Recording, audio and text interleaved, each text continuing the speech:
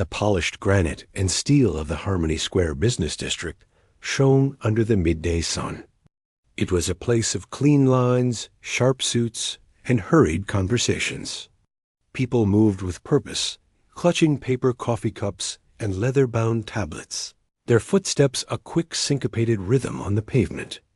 In the center of the square, an island in the river of ambition, stood a single, somewhat ironic gesture of public art, a beautiful baby grand piano.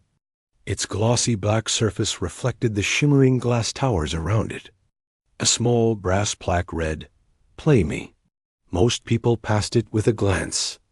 Too busy, too self-conscious, or simply not interested in providing free lunchtime entertainment. She appeared like a shadow shifting in the corner of the eye. One moment the space around the piano was empty. The next she was there, hovering at the edge of the paved circle. She was a young woman, though it was hard to tell her age under the layers of worn clothing. A heavy, stained jacket swallowed her frame, and the hood was pulled up, casting her face in perpetual shade. She carried a faded backpack, its seams strained. She didn't approach the piano, not at first. Her eyes, dark and watchful, scanned the square. They weren't looking at the people, but at what the people were discarding. Her name was Elena, though no one here knew that. The name belonged to a past life, a ghost she no longer answered to. For weeks, this square had been her reluctant territory. The benches were hard, but relatively safe. The overhangs provided shelter from rain. And the garbage bins of the fancy eateries sometimes held treasures: a half-wrapped sandwich, a piece of fruit only slightly bruised. Hunger was a constant, gnawing companion, a low drumbeat beneath every thought. Today, the drumbeat was a thunderous roar. She'd had nothing since the previous afternoon, a few bites of a discarded muffin, found stuck to a napkin. The smell of roasting coffee and baked pastries from the nearby cafes was a physical torture. Her hands, tucked deep in her pockets, trembled slightly. Her gaze locked onto a man in a crisp gray suit. He was laughing with a colleague, holding a wax paper bag. He pulled out a large, buttery croissant, took one bite, frowned at it, and tossed the remainder into a nearby bin. The action was so casual, so thoughtless, it stole the air from Elena's lungs. The croissant, mostly untouched, lay atop a pile of clean paper. It was a feast. A desperate, impulsive idea formed. It wasn't just about the croissant. It was about the piano. She'd been watching it for days, her fingers twitching with a memory of movement, a deep, muscle-level ache. The hunger for food and the hunger for music twisted together into a single, reckless need. She took a shaky breath and moved. Her steps were silent in worn-out sneakers. She didn't go to the bin. Instead, she walked toward a small group of 3 people, standing near the piano, 2 women and a man, all looking polished and impatient, likely waiting for a 4th member of their lunch party. The man was mid-sentence, gesturing with his phone. So I told him if the metrics don't shift by Friday, we're pivoting the entire campaign. Elena stopped a few feet away. The smell of their perfume and clean laundry was overwhelming.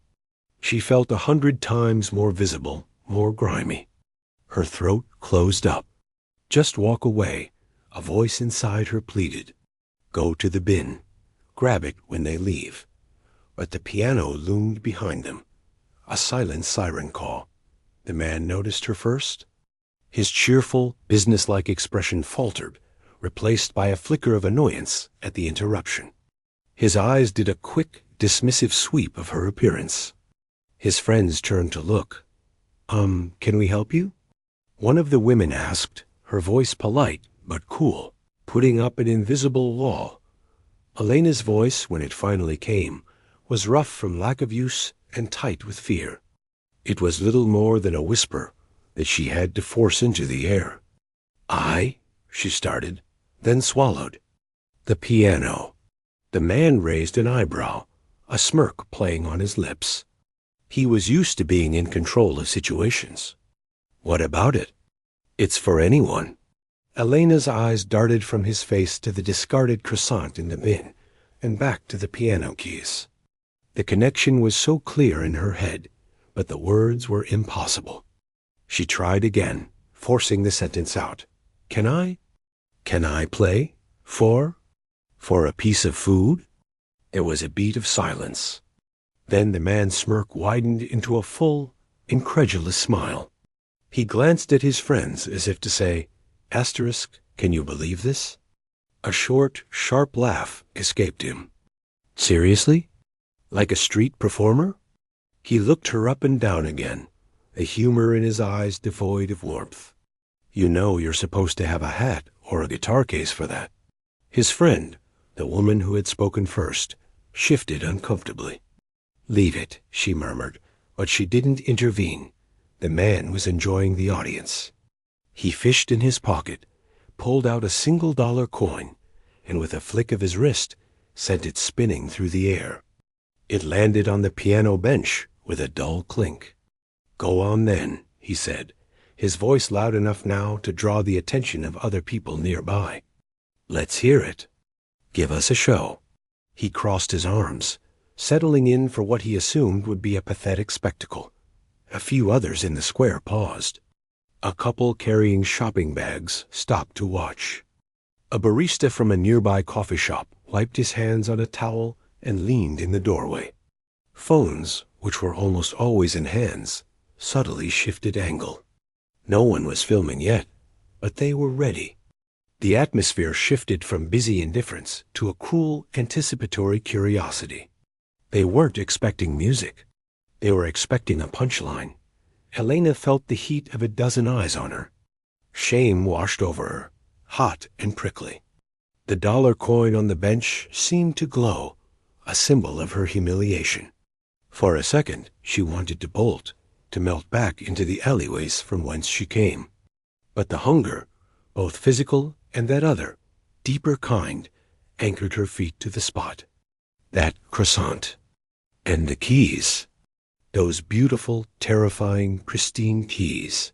She walked slowly to the bench. She didn't pick up the coin. She simply stared at it for a moment, then sat down, her body stiff.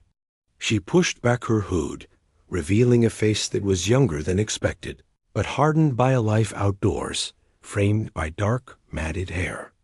She placed her dirty, calloused hands in her lap, staring at the keyboard as if it were a foreign, dangerous object. The man with the gray suit chuckled. Stage fright, classic. Elena didn't hear him. The world had narrowed to the 88 black and white keys in front of her. They weren't just keys. They were a cliff edge. Touching them meant remembering. It meant feeling. It meant opening a door she had welded shut years ago. Her breath hitched. She closed her eyes. Memories, jagged and painful, flashed, the feel of a metronome's steady tick, the smell of old paper and polish in a sunlit room, the sound of a kind, laughing voice saying, again, from the top, Meliska, with feeling this time. A tear, hot and completely unexpected, escaped from under her closed eyelid and traced a clean path through the grime on her cheek. She wiped it away angrily with the back of her hand, leaving a smudge. Oh, for goodness sake, someone in the growing crowd muttered. Impatient Elena took a deep, shuddering breath that seemed to come from the soles of her feet. She lifted her hands. They still trembled, but now it was a different kind of tremor, not just from hunger, but from a surge of adrenaline, of terrifying, exhilarating need. Her right index finger extended. It hovered for a heartbeat. Then she pressed down on a single middle C dot. A note rang out, pure and resonant in the open air.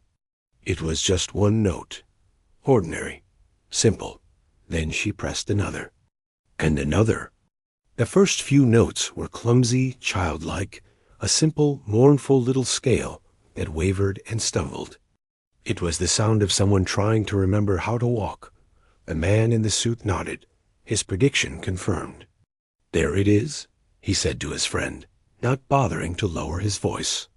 Just like I said, ashamed to waste everyone's time. But Elena was gone. The sound of her own fumbling notes, the physical connection of flesh to ivory, had thrown the final switch. Something deep inside her circuitry, long dormant, powered up. Her spine straightened. Her shoulders, which had been hunched in a permanent defensive curl, dropped and squared. Her trembling fingers stilled, suddenly possessing a poised, latent strength. The simple scale faltered, stopped. There was a silence, thick with derision, and then she began again.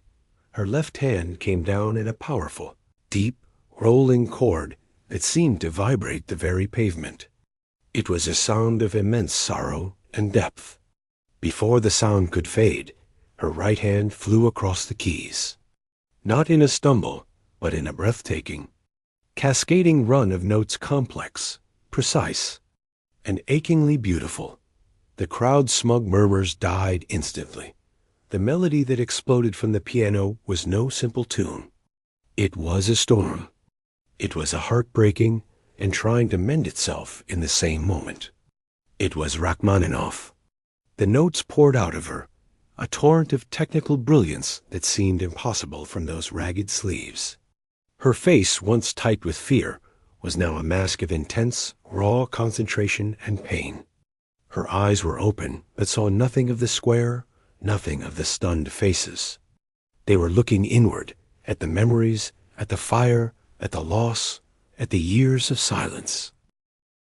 The music swelled, filled the concrete canyon of the square, and stole the breath from every person present. The man in the gray suit stood utterly still, his arms no longer crossed, his mouth slightly agape. His dollar coin on the bench was forgotten, a tiny, irrelevant thing in the face of this monumental sound. The barista dropped his towel. The shoppers put their bags down. Every phone was now openly raised, not to mock, but to desperately capture a miracle they knew they would never see again. Elena played on, for the food she needed, for the ghost she was, and for the first time in a decade, for herself. She had asked to play for a piece of food. She was offering her soul in return. The first, hesitant notes had been like a warning bell, a single clear chime before the storm. They were the last sounds of the old world in Harmony Square, the world of lunch breaks, business deals, and quiet judgment. The moment Elena's hands found their memory, that world-shattered dot, it wasn't just music. It was a force of nature contained within a frame of polished wood and wire. The opening chords of the Rachmaninoff concerto were deep, rolling things, like thunder from underground. They didn't just come from the piano. They seemed to vibrate up through the pavement, into the soles of people's shoes, traveling up their legs and settling in their chests. The chatter, the laughter, the rustle of paper bags, all of it was swallowed whole. The man in the gray suit, who had tossed the coin, felt his smirk freeze and then melt away. His arms, which had been crossed in a posture of amused superiority, dropped to his sides. The clever remark he'd been preparing about worth $1, after all, died in his throat, unformed and forgotten. His face went slack, his professional mask completely gone, replaced by pure, unvarnished shock. He wasn't seeing a homeless person anymore. He was seeing a phenomenon. The disconnect between the ragged jacket, the dirty fingers, and the sublime sound they were producing was so vast his mind couldn't bridge it. He just stared, his breath held. His friends were no different. The woman who had told him to leave it now had her hand pressed to her mouth, her eyes wide and glistening. She wasn't a cynical business person in that moment. She was just a human being, utterly disarmed by beauty. The other woman had taken a small, involuntary step back, as if physically pushed by the wave of sound. The barista in the cafe doorway let the cloth he was holding fall from his fingers. It landed silently on the ground. He'd heard a lot of people attempt that piano kid's banging, a few brave souls playing decent pop songs. This was something else. This was the kind of playing you paid $100 a ticket to hear in a hushed concert hall, not something you got for free with your latte. He felt a strange, sharp pang of guilt for all the times he'd rolled his eyes at the noise. The shoppers with their bags slowly lowered them to the ground, as if the weight of the music made their purchases feel trivial. An older couple on a bench, who had been sharing a sandwich, stopped eating. The man's hand, holding half the sandwich, remained frozen halfway to his mouth. His wife's eyes were closed, but a single tear traced a line down her wrinkled cheek. The music spoke to a place deeper than thought, a place of memory and loss and longing that they both recognized in their own way. Elena was gone. The girl on the bench was just a vessel. Her body moved with a fluid, powerful grace that was completely at odds with the hunched, cautious figure who had first approached. Her back was straight, her head tilted slightly, listening to the chords as they bloomed under her command. Her dirty fingers flew across the keys with impossible speed and absolute precision, but it wasn't the technical skill that held the square captive. It was the emotion. Every note was soaked in it. The aching melody sang of profound sorrow, of a beauty so sharp it was almost painful. It was the sound of a heart that had been broken, not into pieces, but into dust, and was now trying to reassemble itself through the music. She played through the concerto's first movement, translating the orchestra's might into a torrent of piano alone. The music built and built, a tidal wave of feeling. People forgot to film. At first, a dozen phone screens had lit up, pointed at her. But one by one, arms lowered. The little screens went dark, ignored. Recording it felt wrong, like trying to capture lightning in a bottle. This was a moment that demanded to be lived, not archived. They simply stood and listened, a silent, stunned congregation. A young delivery driver on a bike had been weaving through the square. He braked hard, one foot hitting the ground, and just stayed there, straddling his bike, his head cocked. He didn't know Rachmaninoff from rock and roll, but he knew what real feeling sounded like. It sent a chill down his spine that had nothing to do with the weather. The music began to soften, moving into a more tender, mournful passage. The sheer power was replaced by a vulnerability that was even more devastating. Elena's expression softened too. The fierce concentration was still there, but a deep old sadness surfaced in her eyes, a sadness that seemed to have lived in her for 1,000 years. Her playing became more intimate, as if she were playing just for herself, whispering a secret to the keys. The crowd, as one, leaned in slightly, drawn into this private grief dot in that quiet, lyrical section. A small, everyday miracle happened. A little girl, maybe 5 years old, had been walking with her mother, swinging on her arm. When the music started, she'd stopped. She'd been staring at Elena the whole time, not with judgment, but with the pure, open curiosity of a child. As the music turned soft and sweet, the girl let go of her mother's hand. Her mother, too captivated to stop her, watched as her daughter walked slowly, step by careful step, right up to the piano. She didn't touch it. She just stood beside the bench, looking up at Elena's flying hands, then at her face. She had a half-eaten chocolate muffin in her other hand. Elena, lost in the world of the music, sensed a presence. Her eyes flicked down for a fraction of a second. She saw the little girl's clean dress, her bright eyes, the smudge of chocolate on her cheek. She saw the muffin. A flicker of something crossed her face, not sadness, but a distant, haunting memory of a different kind of normalcy. Her playing never wavered, but a single fresh tear escaped, joining the earlier tracks on her face. The little girl watched that tear roll down. Without a word, without a sound, she slowly held up her chocolate muffin, offering it to the woman making the beautiful, sad sound dot. It was too much. A choked sob came from somewhere in the crowd. The man in the gray suit looked away, suddenly unable to bear the weight of his own earlier behavior. He felt small, exposed in a way no business failure had ever made him feel. Elena didn't take the muffin. She gave the tiniest, almost imperceptible shake of her head, her fingers never leaving their dance on the keys.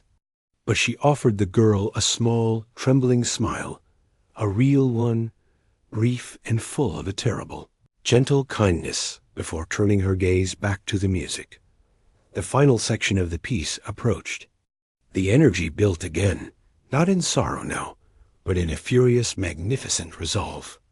The music became a cascade of notes, a triumphant, roaring ascent out of despair. Elena poured every last ounce of her strength into it. Her body moved with the phrases, leaning into the powerful chords, swaying with the delicate ones.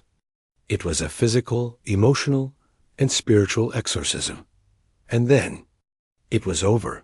The final resonant chord hung in the air, vibrating, shimmering, and slowly fading into silence. Elena's hands fell into her lap. Her head bowed, her shoulders slumped, the immense energy that had possessed her draining away completely, leaving her looking even smaller and more exhausted than before. The square was utterly, profoundly quiet.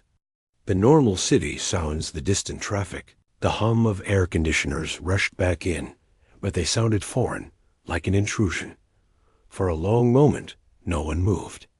No one clapped. Applause would have felt cheap, like throwing coins at a goddess. They just stood in the aftermath, breathing in the echo of what they had witnessed. The little girl was still standing there, her muffin still held out.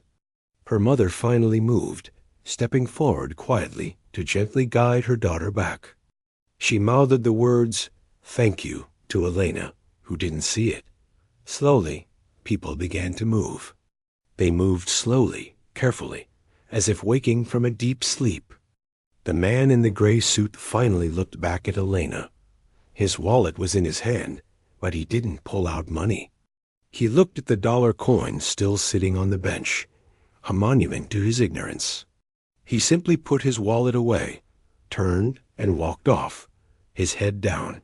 His earlier confidence completely vanished. Elena sat there, trembling again, but now from the crash.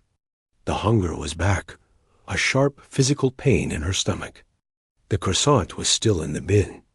The real world, with all its harsh edges, rushed back in to claim her. She had played for a piece of food. She had given them everything she had left. Now she just felt empty. She slowly stood up, her legs wobbly. She didn't look at anyone. She pulled her hood back up, hiding her face once more. She turned away from the piano and walked, not toward the bin with the croissant, but toward the edge of the square. She needed to disappear. She didn't see the barista quickly wrapping up a fresh sandwich and a hot tea. She didn't see the older woman fumbling in her purse, not for change, but for a business card from a friend who ran a music school. She didn't see the dozens of people still standing there, watching the space where she had been, forever changed by the girl who had asked to play for a piece of food, and had instead given them a piece of her soul. The piano stood silent again, a glossy black mirror reflecting a sky that seemed a little different than before. The performance was over, but the story, for everyone in that square, had just begun. The silence in the square didn't last. As Elena vanished around a corner, the spell broke with a collective rush of breath and a burst of noise. But it wasn't the same noise as before. The laughter was gone, replaced by urgent, hushed conversations. "Did you see that? Who was she? Someone filmed that, right? Please tell me someone got that." A few had. Short, shaky clips captured on phones, the tail end of the performance, the raw emotion on her face, the final, stunning chords. They were uploaded with hashtags like #PianoGenius and #HomelessVirtuoso. The algorithms, always hungry for emotion, pounced. By the evening, the clips were stitching together into longer videos. By midnight, one particular video, titled They Mocked a Homeless Girl, and she played this, began to climb. It wasn't just the music. It was the story. The cruel smirk of the man in the suit, the tossed coin, the transformation. It was a perfect 3-minute parable that made people feel a whirlwind of guilt, awe, and inspiration. It went viral. Views ticked into the millions. Comments flooded in, thousands of people expressing shock, offering help, criticizing the onlookers, debating the piece she played. The world wanted to know the story behind the hands. One of those millions of views was from an old man sitting in a quiet, book-lined apartment on the other side of the city. The room was warm, lit by a single brass lamp, and smelled of old paper, lemon polish, and loose tea. A grand piano, its lid closed, dominated one wall. The man's name was Leo. He was in his late 70s. His hair a thick silver-white cloud, his back slightly stooped. But his eyes behind his glasses were a sharp, clear blue. He was scrolling on a tablet, a nightly ritual to see what the world was up to, when a thumbnail caught his eye, a blurry image of a figure at a piano. He almost scrolled past. Then he read the title. With a sigh, expecting another overblown internet story, he tapped play. He saw the square. He saw the ragged figure sit down. He heard the first clumsy notes. A faint, sad smile touched his lips. Another soul trying to find beauty in a hard place, he thought. Then the music changed. Leo's entire body went still. The tablet rested forgotten on his knees. He didn't blink. He listened, and as he listened, something cold and hot began to twist in his chest. It wasn't just the Rachmaninoff. It was how she played it. The phrasing in the lyrical section, a slight hesitation on the third note of a particular run, a way of softening a chord that was more like a breath than a touch. It was a fingerprint, a musical signature he hadn't heard in over a decade. His eyes, locked on the screen, weren't watching the music anymore. They were searching the shadowed face under the hood. As the camera zoomed in during a close-up shot, he saw the profile, the way she tilted her head just so when the music reached a certain complexity. He saw the tear. Leo's own breath hitched. A name, long buried in a chamber of his heart reserved for grief, rose to his lips in a whisper. Ilara? He fumbled for the tablet, his hands suddenly unsteady. He rewound the video. He watched it again. And again. He zoomed in on the grainy image. The shape of the eyes. The line of the jaw, now thin and sharp with hardship. It was impossible. It had to be a trick of the mind, a cruel coincidence.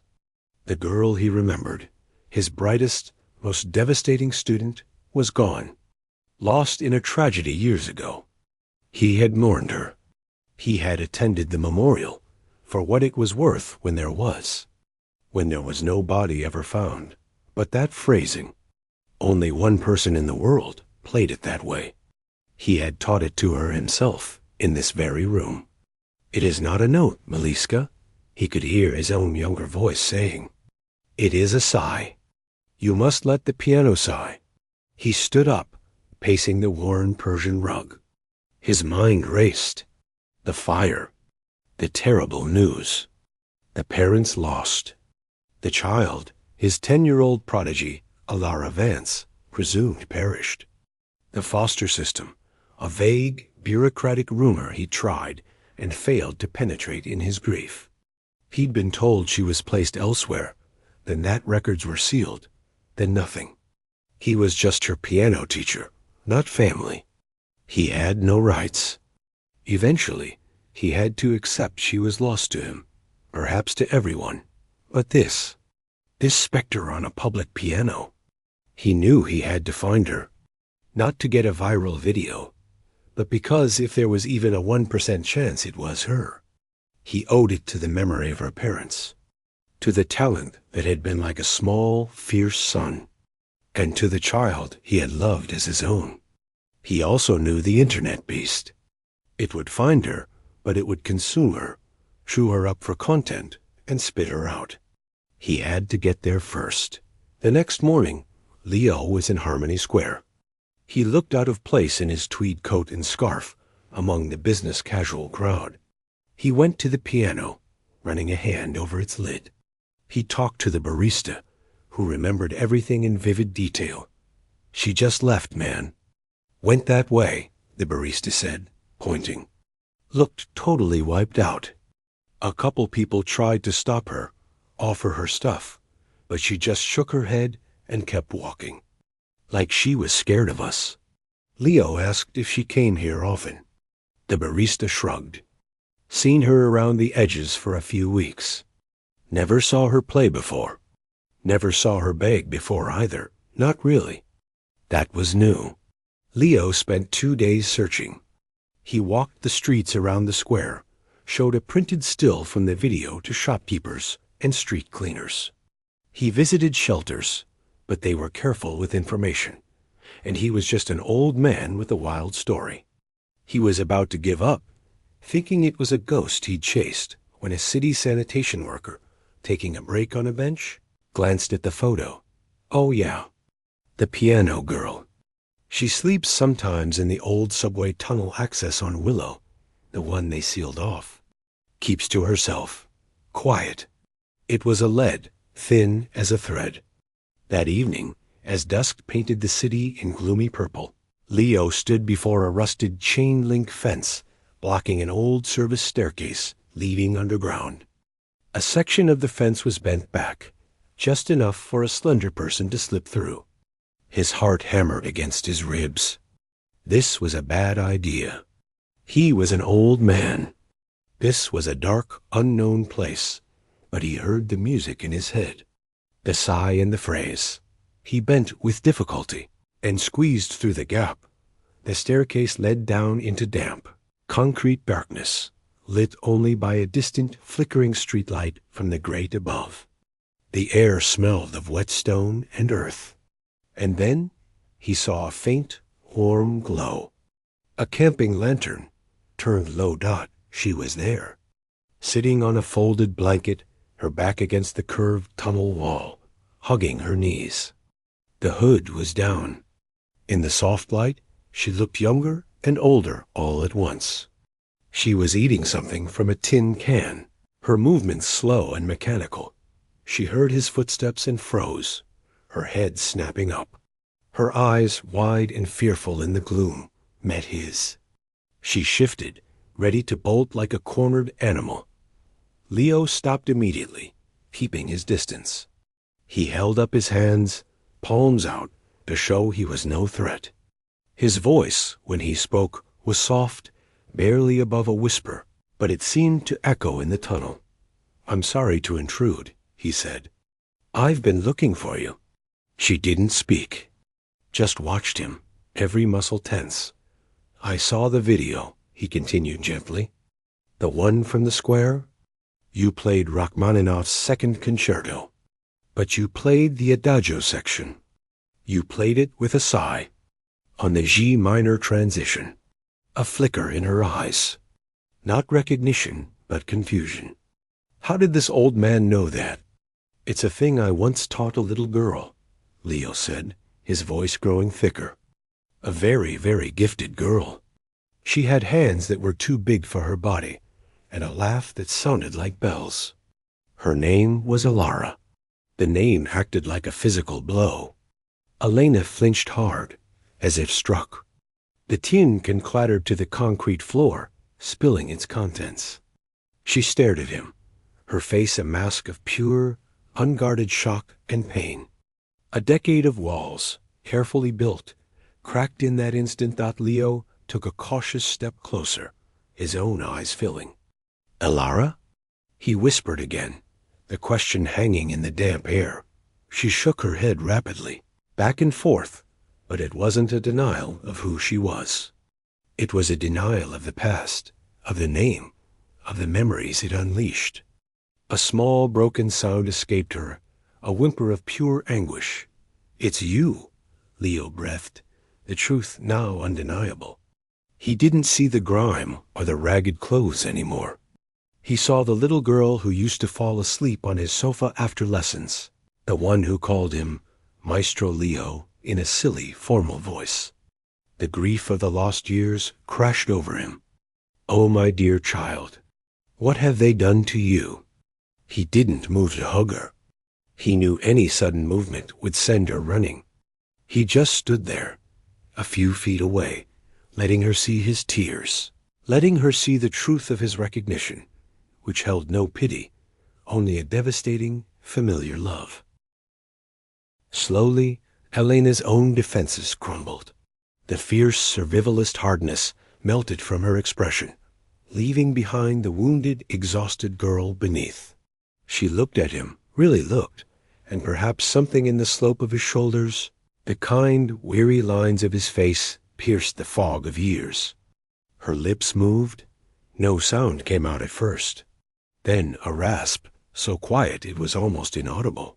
"Leo?" It was the sound of a ghost speaking. The sound of a door, sealed for 10 years, creaking open. The old man nodded, a sob catching in his throat. "Yes, Malishka, it's me." And in the damp, dark silence of the tunnel, the girl who had been Elena, who had once been Ilara, began to shake. Not from cold, but from the sheer, overwhelming tide of a past she had tried to bury, now rising. Up and finding her, not with a roar, but with the whisper of her old name, spoken in the one voice she never thought she'd hear again. The damp tunnel felt different now. It was no longer just a hiding place. It was the place where a world had broken open. For a long time after that whispered name, there was only silence, thick and heavy with 10 years of unsaid things. Leo didn't rush her. He just stood there, a solid, quiet presence in the gloom, letting her process the earthquake. Finally, he moved slowly, sitting down on the cold concrete a few feet away from her, his back against the opposite wall. He was just an old man catching his breath. He didn't look at her with hungry curiosity, just waited. Elena Ilara pulled her knees tighter to her chest, wrapping her arms around them. She stared at the spilled food on the ground. When she spoke, her voice was a dry leaf scratching on stone. It wasn't a story told in order. It was fragments, pieces of a shattered window. "The fire," she said, and then stopped, swallowing hard. It was so loud, and so quiet. Leo closed his eyes, a wave of pain crossing his face. He remembered the frantic phone calls, the horrible news reports. "They said I was at a friend's. I wasn't." She took a shaky breath. "I was in the garden shed. I couldn't sleep. I was practicing the notes in my head." A bitter, hollow sound escaped her. The shed had the old lawn chairs. It smelled of gasoline. She fell silent again. Leo didn't push. He just nodded, a small movement in the dim light. After, there were no people. Just places, different houses, different rules. Her words came in short, flat bursts. "They said I was troubled, quiet. The music, it made the memories hurt, so I stopped. The last family, they said the piano was for their real daughter. I put my hands in my pockets and left. It was easier on the street. No one expected anything." Leo listened, his heart breaking with every clipped sentence. He heard the unspoken chapters, the loneliness, the fear, the systematic erasure of a brilliant, sensitive child. She had buried her talent because it was tied to too much pain. "It was just keys," she murmured, almost to herself. "In the square. Just black and white. I thought maybe I could forget what they meant. Just make a sound for a sandwich." She looked at her dirty, calloused hands, as if seeing them for the first time. "But then they started to remember for me." Leo finally spoke, his voice gentle. "They never forgot, Malishka. Your hands never forgot." He didn't ask her to come with him. He simply said, "I have a spare room. It has a window that looks out at a tree. It's quiet. And there's a piano in the living room that hasn't been played properly in 10 years.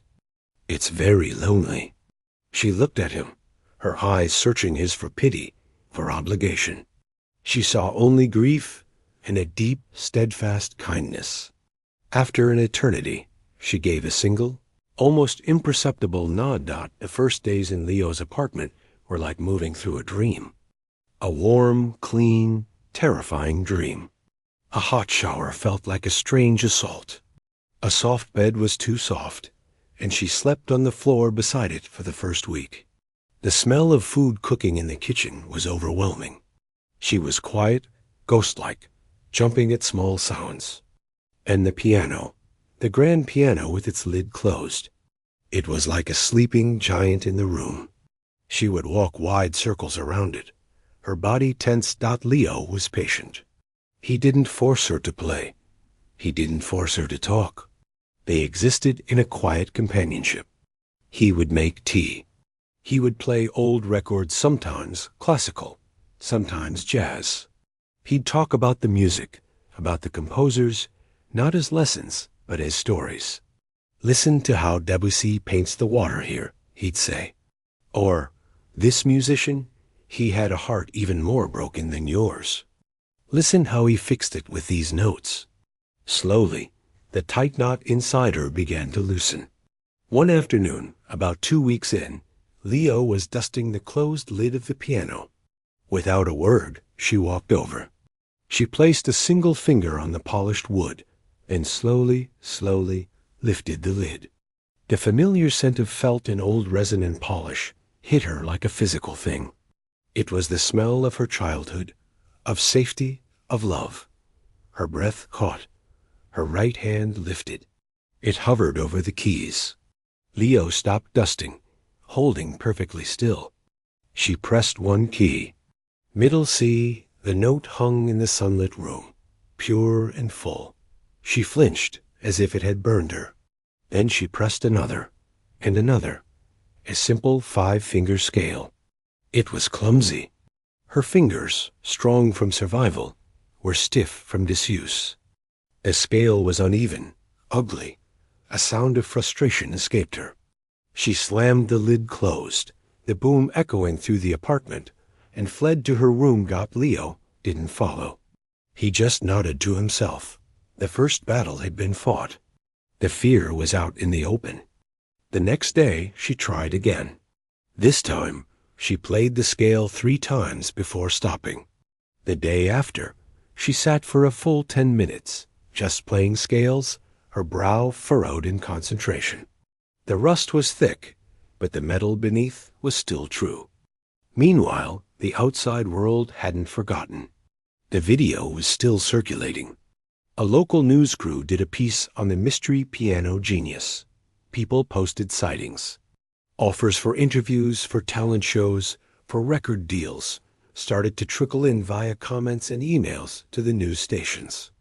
The world wanted its Cinderella story, wrapped up neatly. One evening, a man appeared at Leo's building, buzzing the intercom.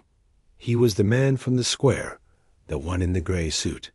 He looked different, now tired, anxious, his confidence stripped away. "I'm not a reporter," he said quickly through the static. I was there. I need to talk to her, or to whoever is with her. Please." Leo, after a long moment, let him up. The man stood in the doorway, awkward, holding a small paper bag. He didn't try to come in. "I brought this," he said, holding out the bag. It was from a fancy bakery. It's not an apology. An apology is too small. I need her to know that I see her, that I am sorry." Leo took the bag. "She's not ready for visitors." "I know," the man said, his voice thick, "what I did. It wasn't about her. It was about me, feeling big. I just need you to tell her that the person who did that, he's been erased. That video erased him. And I'm glad." He paused. "I work in PR. Media. It's a shallow world. If she ever needs help navigating that, when she's ready, I owe her that. No charge. Just to keep the vultures from picking the story apart." He handed Leo a plain business card with just a phone number and an email. Then he left. Leo told her about the visit later. She listened, her expression unreadable. She didn't ask for the bakery bag. She just said, "He looked smaller." The real challenge came from Leo. One morning, he placed a printed flyer on the kitchen table. It was for the International Virtuoso Prize, a prestigious competition for young pianists. The semifinals were in the city in 3 months. "You should enter," he said simply. She stared at him as if he'd grown another head. "No." "Why?" "I can't," she said, her voice rising. "I'm rusty. I'm broken. And the people. All those eyes." "Exactly," Leo said. "The same eyes as in the square. But this time, you will know they are there. And you will know why you are playing. Not for food, for you." It was a brutal, grueling process. She worked for hours every day. The music that had poured out effortlessly in a moment of desperation now had to be rebuilt brick by brick. She struggled with technique, with stamina. But the deeper struggle was with the ghosts. Playing brought back her parents' faces, the sound of her mother's laughter, her father's proud smile. Sometimes she would stop in the middle of a phrase, overwhelmed, her head in her hands. Leo was a firm but kind taskmaster. He pushed her, but never passed her breaking point. He showed her how to breathe through the panic, how to separate the memory from the melody. "Let the music hold the grief," he'd say. "Don't let the grief stop the music." The man from the square, true to his word, helped from a distance. When a tabloid newspaper started sniffing around, he used his contacts to redirect them. He helped craft a simple, private statement from the family, asking for privacy for their recovering relative, which took the heat off Dot as the competition date neared. A fragile strength began to grow in her. It wasn't the wild, desperate genius of the square. It was something steadier, harder won. She wasn't just playing notes. She was rebuilding a person, note by note, that the day of the semifinals arrived. Backstage in the vast, hushed concert hall, she was trembling violently, the old terror rising like a flood. She saw the other competitors, polished and poised, and felt like an imposter in her simple dress. She wanted to run. Leo took her hands. They were cold. He didn't give a pep talk. He said, "Remember the little girl in the square? The one with the muffin." She didn't hear a homeless person. She heard a feeling. "Go and tell them a story, Alara, your story. Just let them hear it." He handed her not the Rachmaninoff sheet music, but a different piece. Chopin's Ballade No. 1. A story of storms and struggle and hard-won peace. Her name was called. Not Elena, a name on the registration form. The name Leo had insisted on was her own. Alara Vance. The walk to the center of the vast, bright stage was the longest walk of her life. The silence of the waiting audience was 1,000 times heavier than the silence in the square. She sat at the magnificent concert grand, her back to a sea of people. For a second, she was frozen. Then she placed her hands on the keys. They were clean now. They were strong. They were hers. She took the breath Leo had taught her and began. The first note of the Chopin Ballade was not a sound, but a feeling. It was a gentle, questioning beginning, like someone softly opening a door to a room filled with memories. Ilara's fingers, clean and steady now, found the keys with a certainty that had been earned through months of struggle. The audience, a dark ocean in front of her, held its breath. For the first minute, she played for herself. She played for the muscle memory, for the hours in Leo's living room, for the scales that had rebuilt her strength. The music was technically correct, beautiful even, but it was contained. She was a skilled musician, performing a difficult piece. Then something shifted. As the melody began to weave its story, she stopped thinking about the notes on the page. The music of Chopin's ballade is a journey. It begins with a nostalgic calm, then descends into roiling, violent storms, fights its way through passages of desperate courage, and finally arrives at a tragic, thunderous climax before a quiet, resigned peace. Ilara didn't just play these sections. She lived them. The peaceful opening became the memory of her childhood home, the sun through the window on her mother's face. The notes were sweet and clear. Then the storm broke. The crashing chords were not just musical dynamics. They were the fire, the noise, the shattering of her world. Her body moved with the fury of it, her hands attacking the keys with a power that made the judges sit forward in their seats. This wasn't showmanship. It was exorcism. In the frantic, running passages, you could hear the years of fear, of running, of hiding, the dizzying, terrifying chaos of being lost. Her face, lit by the piano light, was a mask of concentration and raw feeling. She wasn't on a stage anymore.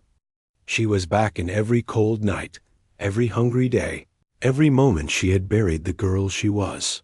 Then came the lyrical, aching sections. The melody here was one of profound sorrow, but also of a fragile, stubborn hope. This was Leo finding her in the tunnel. This was the warmth of the spare room, the patience in his eyes, the sound of his old records. Her touch on the keys became tender, forgiving. A single tear, catching the light, traced a path down her cheek, but her playing never wavered. It grew stronger. The man from the square was in the audience, sitting in the back. He had bought a ticket, telling no one. As he watched and listened, he didn't see a competition. He saw a truth being told. He remembered the coin he had tossed, and his face burned not with shame now, but with a kind of awe. He was witnessing an apology far greater than any he could ever give, an apology from life itself, delivered through her hands. The music built towards its famous, catastrophic finale. It is a torrent of notes, a whirlwind of emotion that seems impossible for two hands to contain. Ilara threw herself into it. This was her fight back. This was for every time she had been overlooked, dismissed, told the piano wasn't for her. This was for the silent years. The piano roared under her hands, a magnificent, controlled explosion of sound that filled every corner of the hall. It was terrifying and beautiful. And then it was over. The final, devastating chords rang out and faded into a silence, so complete it was like a physical presence. For a moment, nothing. Ilara's hands fell into her lap. Her head was bowed, her shoulders rising and falling with deep, slow breaths. She was utterly spent. Then the applause began. It didn't start as a roar, but as a wave, a deep, respectful, almost stunned sound that grew and grew until it became thunder. People were on their feet, not because it was customary, but because they couldn't remain seated. They had not just heard a performance. They had been shown a soul. The other competitors backstage, who had been rivals moments before, were applauding too, tears in their eyes, understanding they had witnessed something transcendent. Ilara stood, shaky on her feet. She looked out at the sea of standing people, their faces blurred by the stage lights. She didn't smile a winner's smile. She gave a small, slow bow from the waist, a gesture of thanks that felt humble and true. Her eyes searched the front row and found Leo. He wasn't clapping wildly. He was just standing there, his hands clasped in front of him, nodding at her, his face wet with tears. It was the look of a man who had just witnessed a miracle he'd helped to nurture. She won. Not just her round, but the entire semifinal. The judges' comments were brief. Words like authenticity, emotional depth, and historical performance were used. But one older judge simply said into his microphone, his voice thick, "That was not a performance. That was a life, played back to us in music. Thank you." The world wanted her again, but this time it was different. There were interview requests, offers from the biggest concert halls, recording contracts.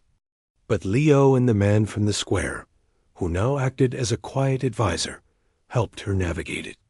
She gave one interview to a serious music journalist. She didn't talk much about the streets. She talked about the music, about loss, and about the teacher who had given her a key back to herself. She talked about the quiet kindness of a room with a tree outside the window. She used her new platform, but not in the way people expected. With the prize money and her initial earnings, she didn't buy a fancy apartment. She started a foundation. It was simple. It provided old, tuned pianos to shelters, youth centers, and underfunded schools. It offered free, quiet lessons with teachers who understood that sometimes music isn't about perfection, but about finding a voice. She called it the First Note Foundation because every journey starts with one. She still performed.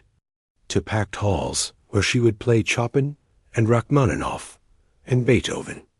But she always ended her concerts with something simpler.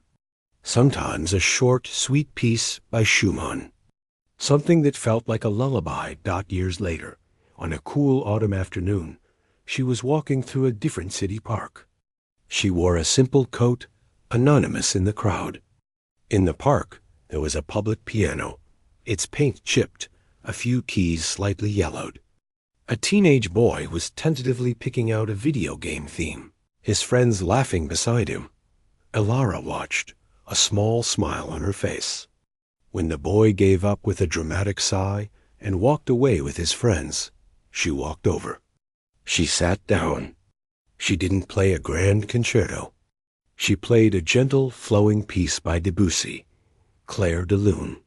It was music that sounded like moonlight on water. A few people stopped to listen. A young mother with a stroller. An old man on a bench. They stood quietly, soothed by the beautiful, familiar melody.